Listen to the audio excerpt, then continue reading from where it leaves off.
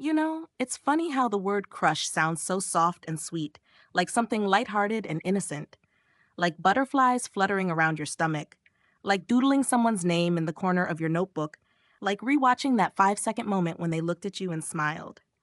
But the truth is, having a crush can be an emotional roller coaster.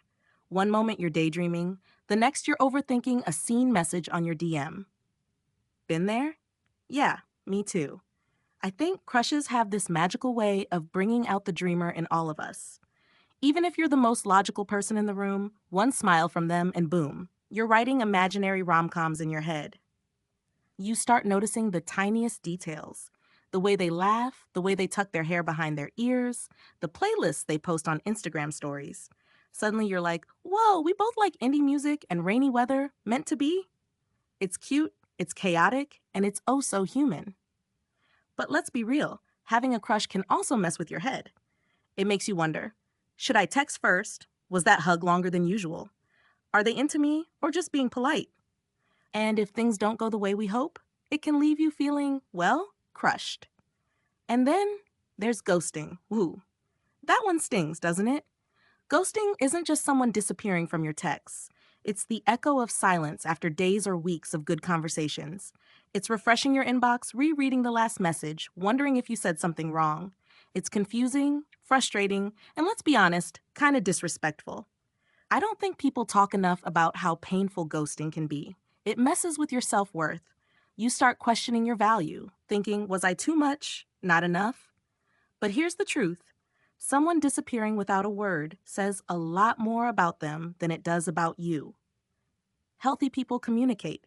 They respect your time, your energy, your emotions, and while it's totally okay if feelings fade or someone realizes they're not interested, the mature thing to do is to be honest, not vanish into thin air like some emotional Houdini. Which brings us to this whole concept of red flags and green flags in relationships. Let's start with red flags, because oh boy, they're easier to spot in hindsight, right? Sometimes when we really like someone, we put on rose-colored glasses and mistake red flags for cute little quirks. Oh, they never text me back, but they're probably just really busy. They joke about never wanting anything serious, but maybe they'll change their mind for me. Sound familiar? A red flag isn't just about what someone says, it's about how they make you feel. Do you feel anxious more than excited? Do you find yourself constantly doubting where you stand with them? Do they make you feel small or like you're walking on eggshells? Those aren't quirks. Those are warning signs.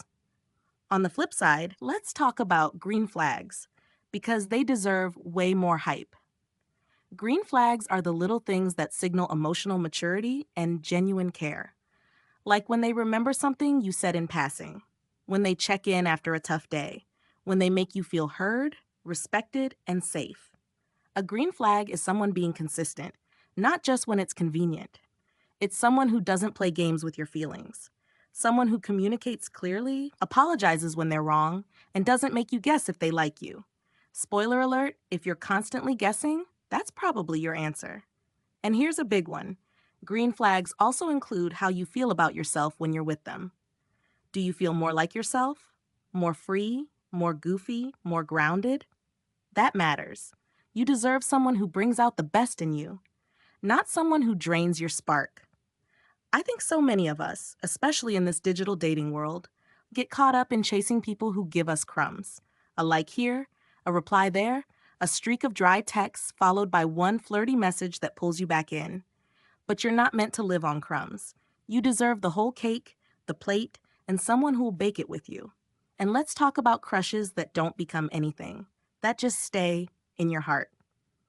Those can be the most bittersweet. Maybe you never confessed. Maybe you did, and they didn't feel the same. Either way, it hurts. But also, it's kind of beautiful too. Because even when things don't go the way we hoped, every crush teaches us something. It teaches us how we want to be loved, how we feel when we're excited about someone, how we show care, attention, longing. It's all a part of this messy, magical thing called being human. And if you're dealing with heartbreak right now, whether it's from ghosting, from unreciprocated feelings, or from finally seeing those red flags for what they were, I just want you to know you're going to be okay. Seriously. It might not feel like it right now, but one day you'll look back and realize this chapter helped you grow, helped you figure out your worth, helped you raise your standards, helped you say, I won't settle for less than I deserve. And on that day, when you meet someone who sends you good morning texts, just because, who listens without judgment, who makes your inner child feel safe and adored, you'll be glad you waited. You'll be proud of how far you've come. So if you're crushing hard, if you're healing from ghosting, or if you're learning to spot your own red and green flags, just remember, you're not alone. We're all just trying to figure this out, one awkward conversation at a time. Keep being kind to yourself. Keep choosing people who choose you back. Keep growing, glowing, and trusting that the right ones will see your worth without you having to prove a thing. Because you are so easy to love, just as you are.